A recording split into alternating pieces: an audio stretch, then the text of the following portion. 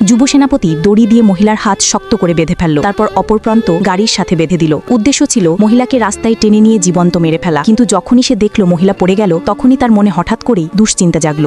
এই সময় ছোট্ট ছেলেটি মাকে মাটিতে লুটিয়ে পড়তে দেখে তাড়াতাড়ি দৌড়ে দিয়ে মাকে ডাকতে লাগলো, এবং তখনই যুব সেনাপতি বুঝতে পারল আসলে সে মহিলাকে ভুল বুঝেছিল। আসলে যখন যুব সেনাপতি কেবলমাত্র একেবারে নিঃস্বরম এক দরিদ্র যুবক ছিল, তখনই মহিলা নিজের ধনবান পরিবারের পরিচয় বিসর্জন দিয়ে তার সঙ্গে চলে এসেছিল।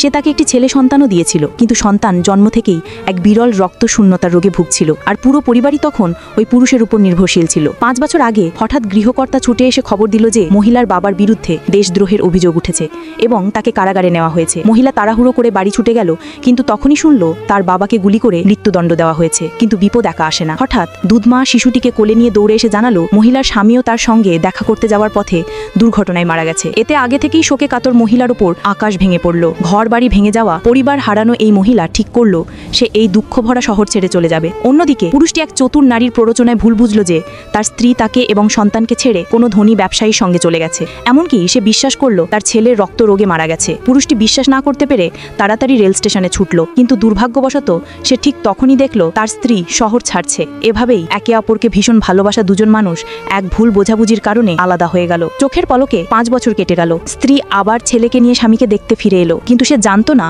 এই সময় তার স্বামী ইতিমধ্যেই হয়ে উঠেছে যুব সেনাপতি। যুব সেনাপতি ছেলের আত্মার শান্তির জন্য আলাদা করে তার ছবির ট্যাবলেট মন্দিরে স্থাপন করেছিল। ছোট্ট ছেলে বাবাকে দেখতে যাওয়ার ইচ্ছা প্রকাশ করলো। মহিলা সঙ্গে সঙ্গে তাদের একমাত্র পুরনো যৌথ ছবিটি বের করে দিল। ছেলেটি ছবির বাবার দিকে তাকিয়ে দেখলো সে যুব সেনাপতির সঙ্গে হুবহু একরকম দেখতে। তাড়াতাড়ি মাকে টেনে নিয়ে ছুটতে লাগলো, কিন্তু তখনই তার অসুস্থ শরীর ভেঙে পড়ল, নাক দিয়ে রক্ত বের হতে লাগলো, আর সে অজ্ঞান হয়ে গেল। মহিলা আতঙ্কিত হয়ে দ্রুত তাকে হাসপাতালে নিয়ে গেল। ডাক্তার জানালেন ছেলেটির রক্তশূন্যতার রোগ দিন দিন খারাপ হচ্ছে, এখনই বিশেষ ওষুধ ব্যবহার না করলে